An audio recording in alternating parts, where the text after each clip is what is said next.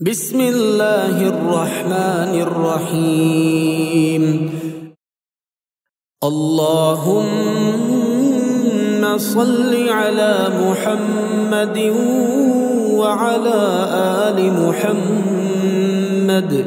كما صليت على إبراهيم وعلى آل إبراهيم إنك حميد مجيد. اللهم بارك على محمد وعلى آل محمد كما باركت على إبراهيم وعلى آل إبراهيم إنك حميد مجيد. سيقول السفهاء من الناس ما ولاهم عن قبلتهم التي كانوا عليها قل لله المشرق والمغرب يهدي من يشاء إلى صراط مستقيم. وكذلك جعلناكم أمة وسطا لتكونوا شهداء على الناس ويكون الرسول عليكم شهيدا. وما جعلنا القبلة التي كنت عليها إلا لنعلم من يتبع الرسول ممن ينقلب على عقبيه وإن كانت لكبيرة إلا على الذين هدى الله وما كان الله ليضيع إيمانكم إن الله بالناس لرءوف رحيم. قد نرى تقلب وجهك في السماء فلنولينك قبلة ترضاها فول وجهك شطر المسجد الحرام وحيث ما كنتم فولوا وجوهكم شطره وإن الذين أوتوا الكتاب ليعلمون أنه الحق من ربهم وما الله بغافل عما يعملون. ولئن أتيت الذين أوتوا الكتاب بكل آية ما تبعوا قبلتك وما أنت بتابع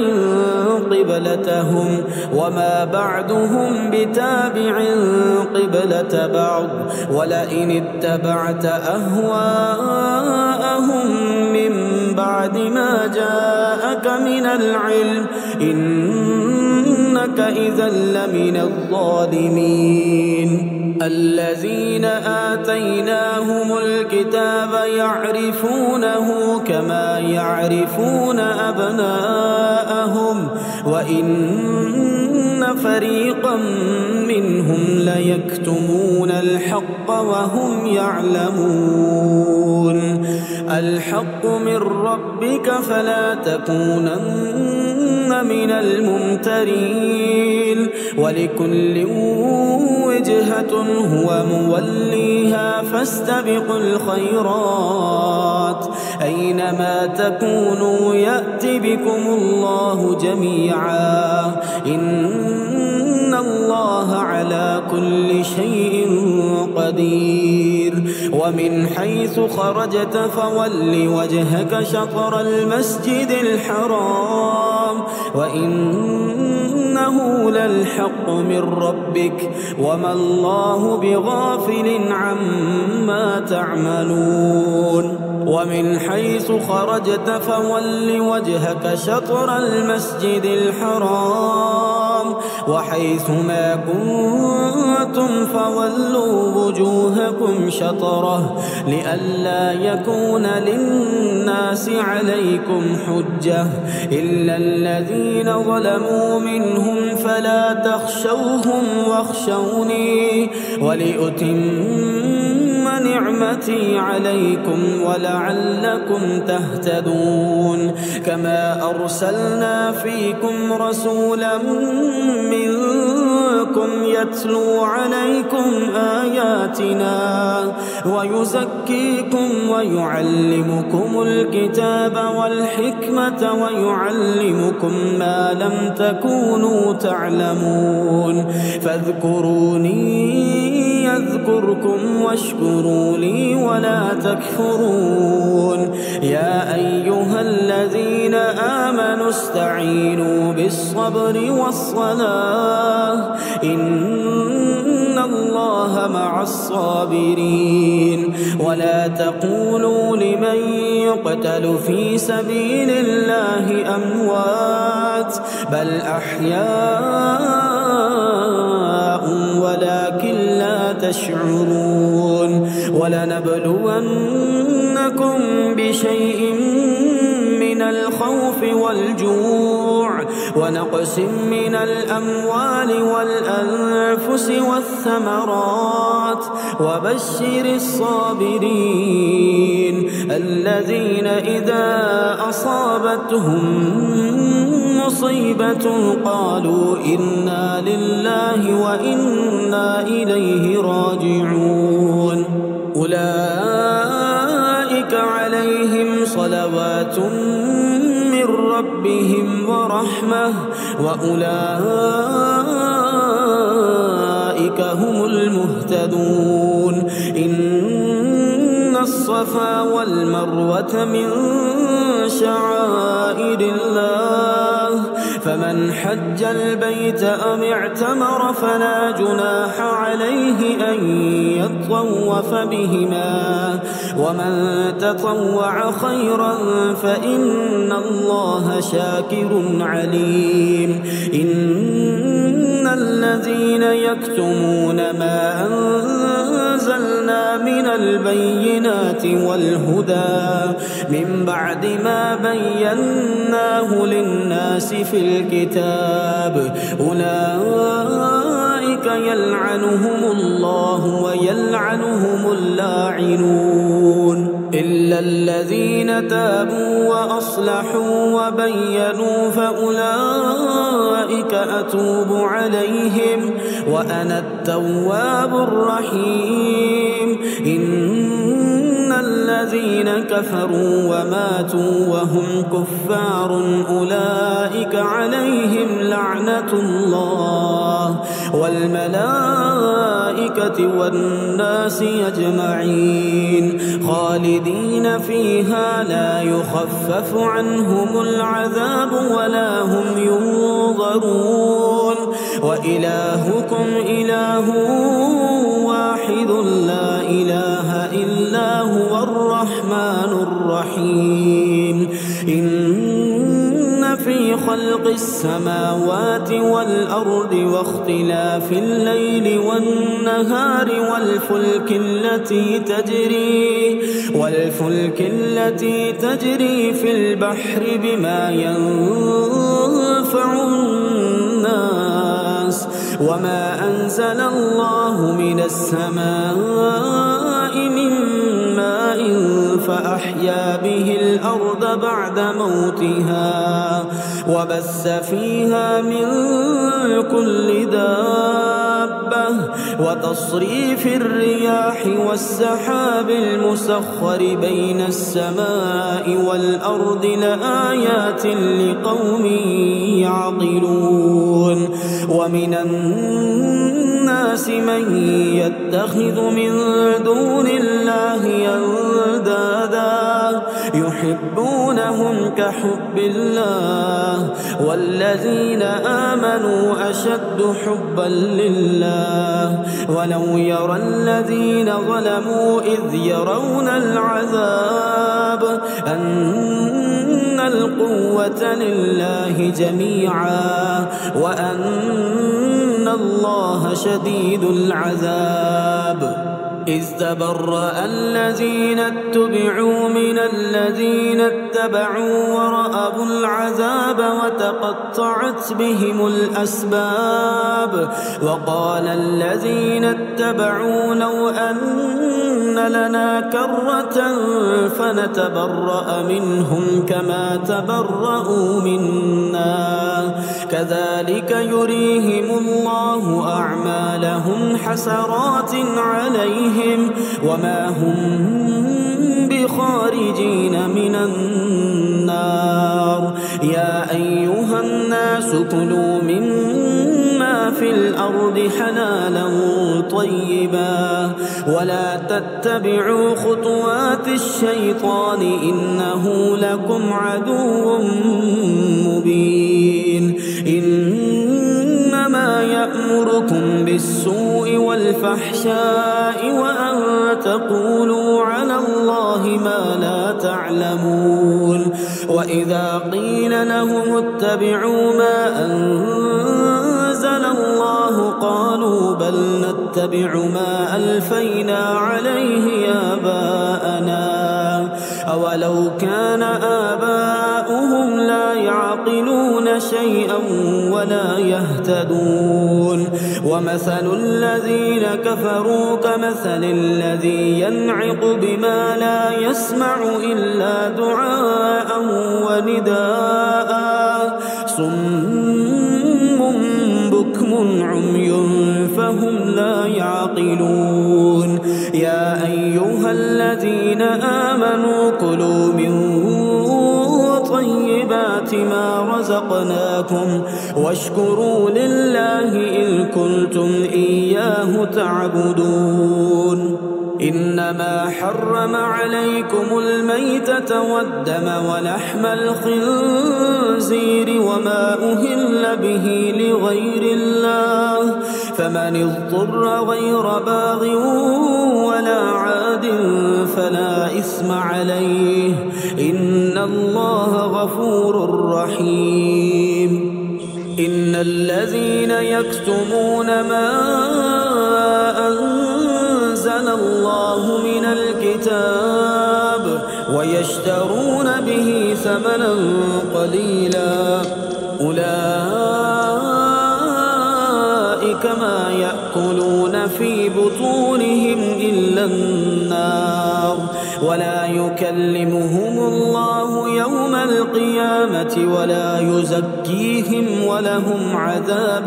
أليم أولئك الذين اشتروا الضلالة بالهدى والعذاب بالمغفرة فما أصبرهم على النار ذلك بأن الله نزل الكتاب بالحق وإن الذين اختلفوا في الكتاب لفي شقاق بعيد ليس البر أن تولوا وجوهكم قبل المشرق والمغرب ولكن البر من آمن بالله واليوم الآخر والملائكة والكتاب والنبيين وآتى المال على حبه ذوي القربى واليتامى والمساكين وابن السبيل والسائلين وفي الرقاب وأقام الصلاة وآتى الزكاة والموفون بعهدهم إذا عاهدوا والصابرين في البأساء والضراء وحين البأس أولئك الذين صدقوا وأولئك هم المتقون. يا أيها الذين آمنوا كتب عليكم القصاص في القتلى الحر بالحر والعبد بالعبد والأنثى بالأنثى فمن عفي له من أخيه شيء فاتباع بالمعروف وأداء إليه بإحسان ذلك تخفيف من ربكم ورحمة فمن اعتدى بعد ذلك فله عذاب أليم. ولكم في القصاص حياة يا أولي الألباب لعلكم تتقون. كتب عليكم إذا حضر أحدكم الموت إن ترك خيرا الوصية للوالدين والأقربين بالمعروف حقا على المتقين. فمن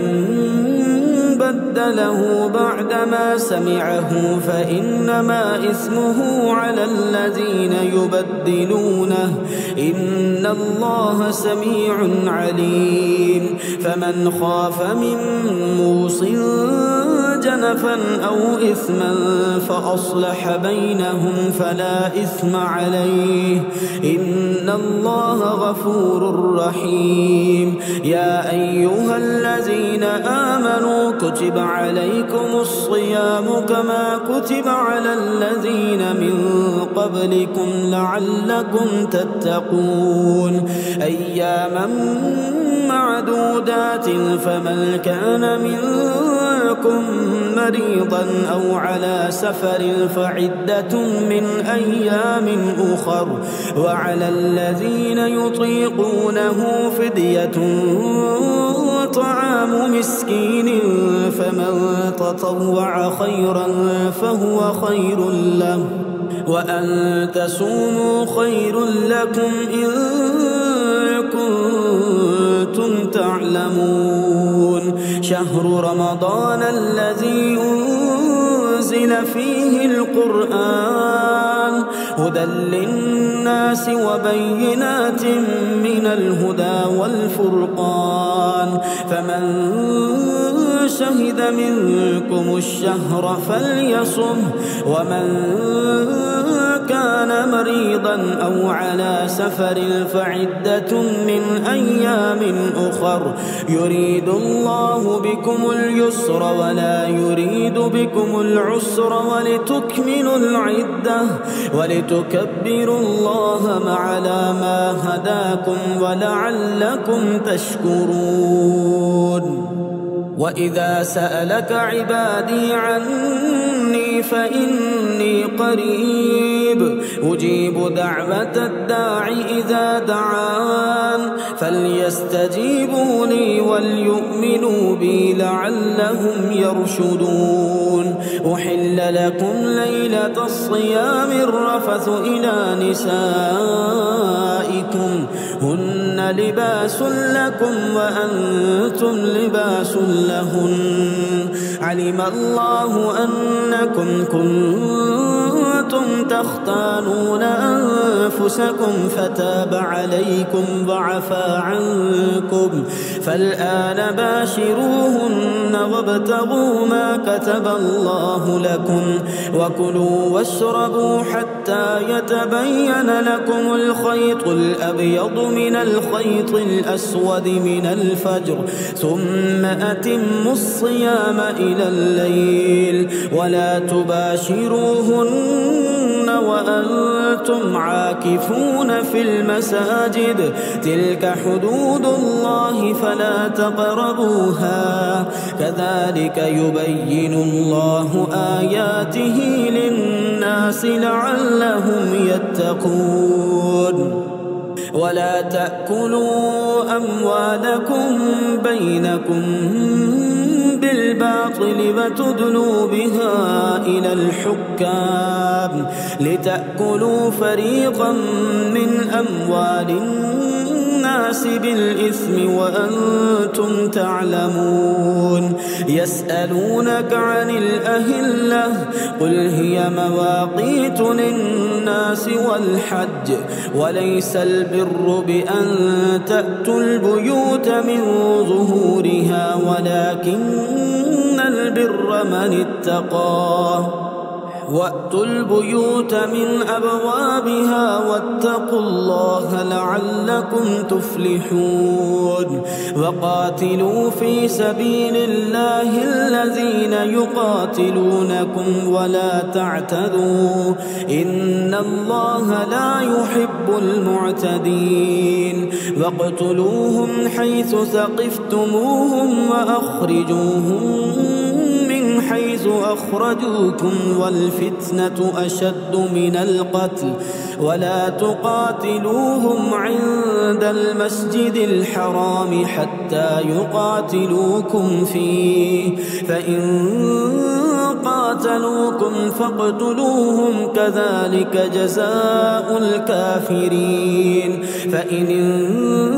انتهوا فإن الله غفور رحيم وقاتلوهم حتى لا تكون فتنة ويكون الدين لله فإن انتهوا فلا عدوان إلا على الظالمين الشهر الحرام بالشهر الحرام والحرمات قصاص فمن اعتدى عليكم فاعتدوا عليه بمثل ما اعتدى عليكم واتقوا الله واعلموا أن الله مع المتقين وأنفقوا في سبيل الله ولا تلقوا بأيديكم إلى التهلكة وأحسنوا إن الله يحب المحسنين وأتموا الحج والعمرة لله فإن أحصرتم فما استيسر من الهدي ولا تحلقوا رؤوسكم حتى يبلغ الهدي محله فمن كان منكم مريضا أو به أذى من رأسه ففدية من صيام أو صدقة أو نسك فإذا أمنتم فمن تمتع بالعمرة إلى الحج فما استيسر من الهدي فمن لم يجد فصيام 3 أيام في الحج و7 إذا رجعتم تلك 10 كاملة ذلك لمن لم يكن أهله حاضر المسجد الحرام واتقوا الله واعلموا أن الله شديد العقاب الحج أشهر معلومات فمن فرض فيهن الحج فلا رفث ولا فسوق ولا جدال في الحج وما تفعلوا من خير يعلمه الله وتزودوا فإن خير الزاد التقوى واتقون يا أولي الألباب ليس عليكم جناح أن تبتغوا فضلا من ربكم فإذا أفضتم من عرفات فاذكروا الله عند المشعر الحرام واذكروه كما هداكم وإن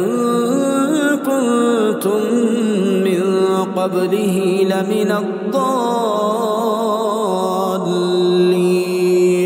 ثم أفيضوا من حيث أفاد الناس واستغفروا الله إن الله غفور رحيم فإذا قضيتم مناسككم فاذكروا الله كذكركم آباءكم أو أشد ذكرا فمن الناس من يقول ربنا آتنا في الدنيا وما له في الآخرة من خلاق ومنهم من يقول ربنا آتنا في الدنيا حسنة وفي الآخرة حسنة وقنا عذاب النار أولئك لهم نصيب مما كسبوا والله سريع الحساب واذكروا الله في أيام معدودات فمن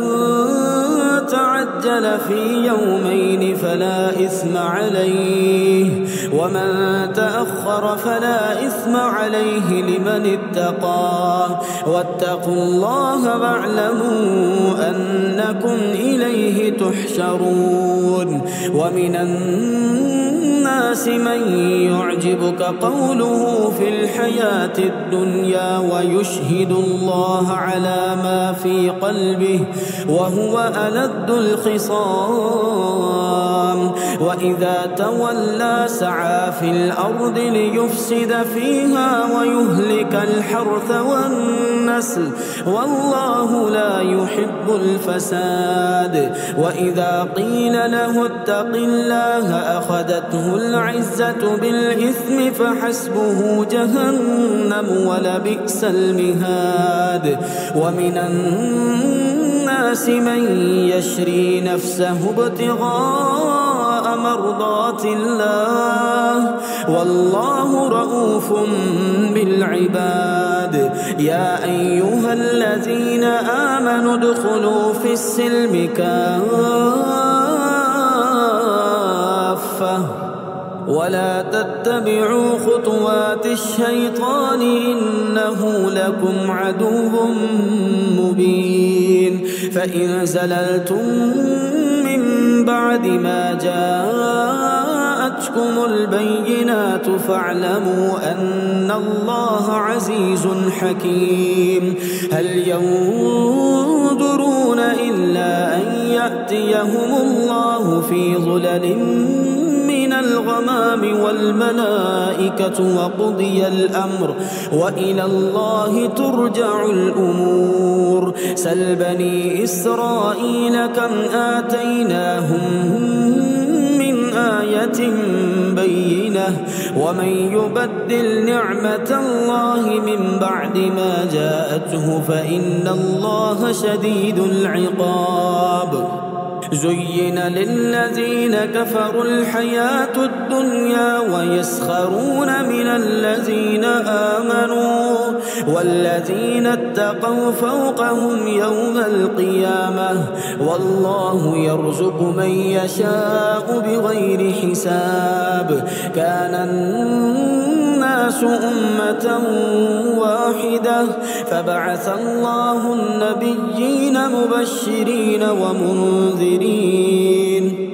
وأنزل معهم الكتاب بالحق ليحكم بين الناس فيما اختلفوا فيه وما اختلف فيه إلا الذين أوتوه من بعد ما جاءتهم البينات بغيا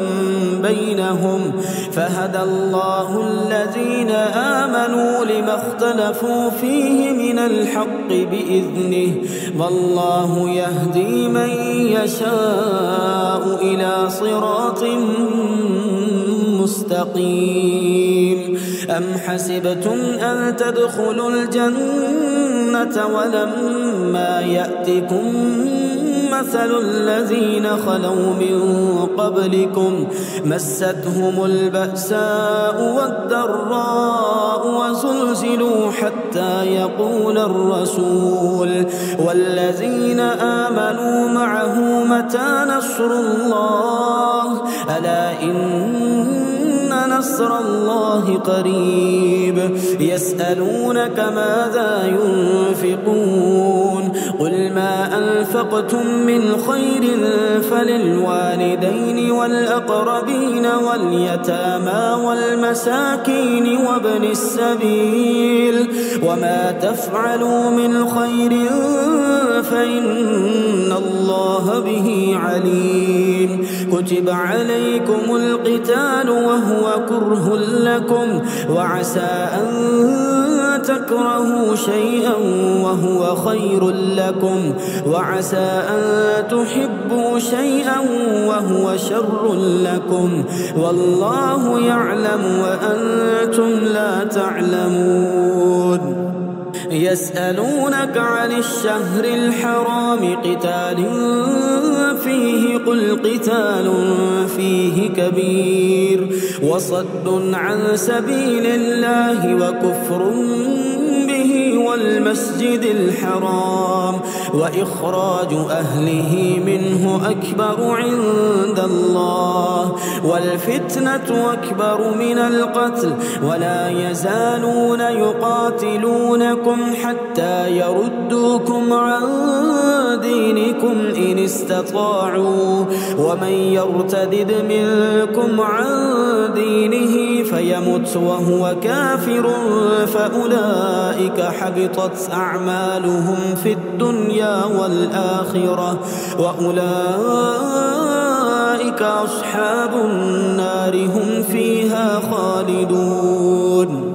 إن الذين آمنوا والذين هاجروا وجاهدوا في سبيل الله أولئك يرجون رحمة الله والله غفور رحيم. يسألونك عن الخمر والميسر قل فيهما إثم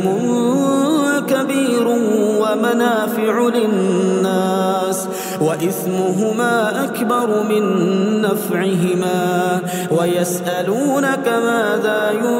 ينفقون قل العفو كذلك يبين الله لكم الآيات لعلكم تتفكرون في الدنيا والآخرة. ويسألونك عن اليتامى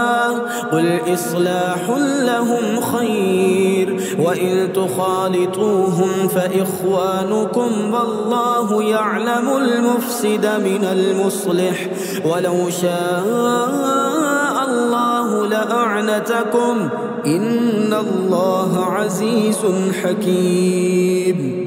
ولا تنكحوا المشركات حتى يؤمن ولأمة مؤمنة خير من مشركة ولو أعجبتكم ولا تنكحوا المشركين حتى يؤمنوا ولعبد مؤمن خير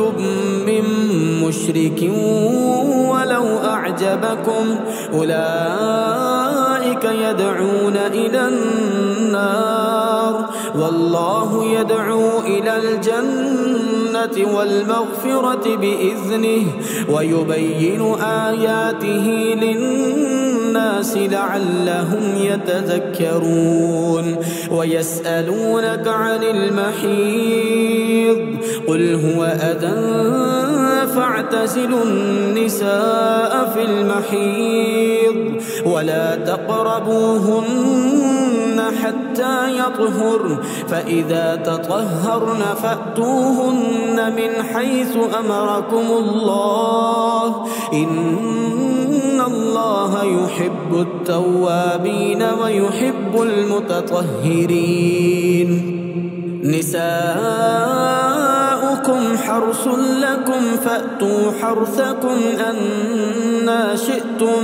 وقدموا لأنفسكم واتقوا الله واعلموا أنكم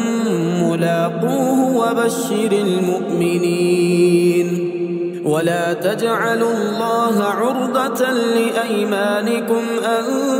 تبروا وتتقوا وتصلحوا بين الناس والله سميع عليم. لا يؤاخذكم الله باللغو في أيمانكم ولكن يؤاخذكم بما كسبت قلوبكم والله غفور حليم. للذين يؤلون من نسائهم تربص 4 أشهر فإن فاءوا فإن الله غفور رحيم. وإن عزموا الطلاق فإن الله سميع عليم والمطلقات يتربصن بأنفسهن 3 قروء ولا يحل لهن أن يكتمن ما خلق الله في أرحامهن إن كن يؤمن بالله واليوم الآخر وبعولتهن أحق بردهن في ذلك إن أرادوا إصلاحا ولهن مثل الذي عليهن بالمعروف وللرجال عليهن درجة والله عزيز حكيم. الطلاق 2 فإمساك بمعروف أو تسريح بإحسان ولا يحل لكم أن تأخذوا مما آتيتموهن شيئا إلا أن يخافا ألا يقيما حدود الله فإن خفتم ألا يقيما حدود الله فلا جناح عليهما فيما افتدت به تلك حدود الله فلا تعتدوها ومن يتعد حدود الله فأولئك هم الظالمون. فإن طلقها فلا تحل له من بعد حتى تنكح زوجا غيره فإن طلقها فلا جناح عليهما أن يتراجعا إن ظنا أن يقيما حدود الله وتلك حدود الله يبينها لقوم يعلمون. وإذا طلقتم النساء فبلغن أجلهن فأمسكوهن بمعروف أو سرحوهن بمعروف ولا تمسكوهن ضرارا لتعتدوا ومن يفعل ذلك فقد ظلم نفسه ولا تتخذوا آيات الله هزوا واذكروا نعمة الله عليكم وما أنزل عليكم من الكتاب والحكمة يعظكم به واتقوا الله واعلموا أن الله بكل شيء عليم. وإذا طلقتم النساء فبلغن أجلهن فلا تعدلوهن أن ينكحن أزواجهن إذا تراضوا بينهم بالمعروف ذلك يوعظ به من كان منكم يؤمن بالله واليوم الآخر ذلكم أزكى لكم وأطهر والله يعلم وأنتم لا تعلمون. والوالدات يرضعن أولادهن حولين كاملين لمن أراد أن يتم الرضاعة وعلى المولود له رزقهن وكسوتهن بالمعروف لا تكلف نفس إلا وسعها لا تضار والدة بولدها ولا مولود له بولده وعلى الوارث مثل ذلك فإن أرادا فصالا عن تراض منهما وتشاور فلا جناح عليهما. وإن أردتم أن تسترضعوا أولادكم فلا جناح عليكم إذا سلمتم ما آتيتم بالمعروف واتقوا الله واعلموا أن الله بما تعملون بصير. والذين يتوفون منكم منكم ويذرون أزواجا يتربصن بأنفسهن 4 أشهر وعشرا فإذا بلغن أجلهن فلا جناح عليكم فيما فعلن في أنفسهن بالمعروف والله بما تعملون خبير ولا جناح عليكم فيما عرضتم به من خطبة النساء أو أكننتم في أنفسكم علم الله أنكم ستذكرونهن ولكن لا تواعدوهن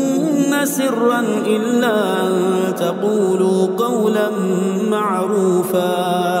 ولا تعزموا عقدة النكاح حتى يبلغ الكتاب أجله واعلموا أن الله يعلم ما في أنفسكم فاحذروه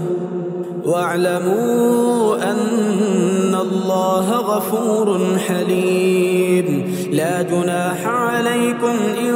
طلقتم النساء ما لم تمسوهن أو تفرضوا لهن فريضة ومتعوهن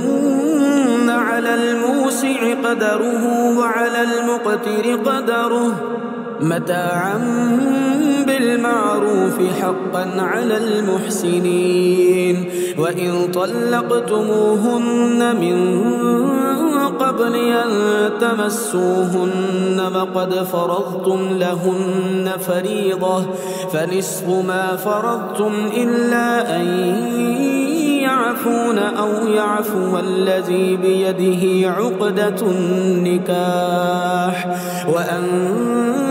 تعفوا أقرب للتقوى ولا تنسوا الفضل بينكم إن الله بما تعملون بصير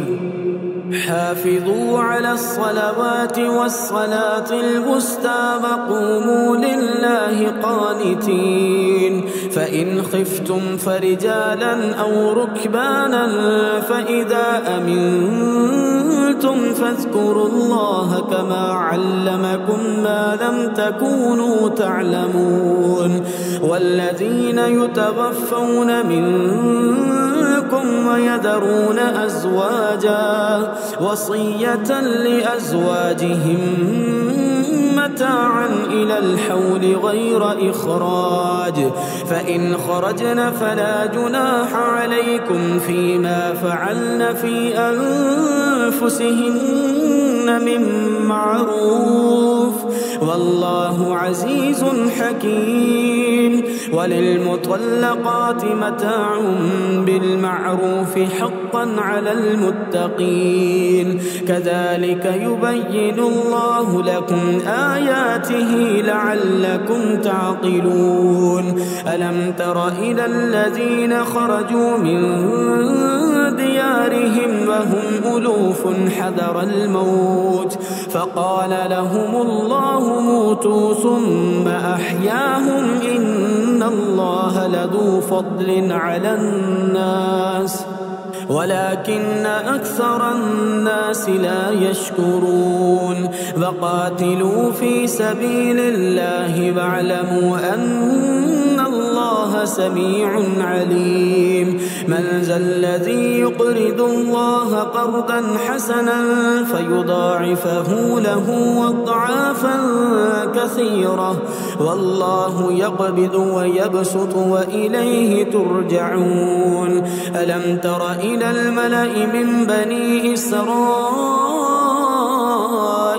من بعد موسى إذ قالوا لنبي له ابعث لنا ملكا نقاتل في سبيل الله قال هل عسيتم إن كتب عليكم القتال ألا تقاتلوا قالوا وما لنا ألا نقاتل في سبيل الله وقد أخرجنا من ديارنا وأبنائنا فلما فلما كتب عليهم القتال تولوا إلا قليلا منهم والله عليم بالظالمين. وقال لهم نبيهم إن الله قد بعث لكم طالوت ملكا قالوا أنى يكون له الملك علينا ونحن أحق بالملك منه ولم يؤت سعة من المال قال إن الله اصطفاه عليكم وزاده بسطة في العلم والجسم والله يؤتي ملكه من يشاء والله واسع عليم. وقال لهم نبيهم إن آية ملكه أن يأتيكم التابوت فيه سكينة من ربكم وبقية مما ترك آل موسى وآل هارون تحمله الملائكة إن في ذلك لآية لكم إن كنتم مؤمنين. فلما فصل طالوت بالجنود قال إن الله مبتليكم بنهر فمن شرب منه فليس مني ومن لم يطعمه فإنه مني إلا من اغترف غرفة بيده فشربوا منه إلا قليلا منهم فلما جاوزه هو والذين آمنوا معه قالوا لا طاقة لنا اليوم بجالوت وجنوده قال الذين يظنون أنهم ملاقو الله كم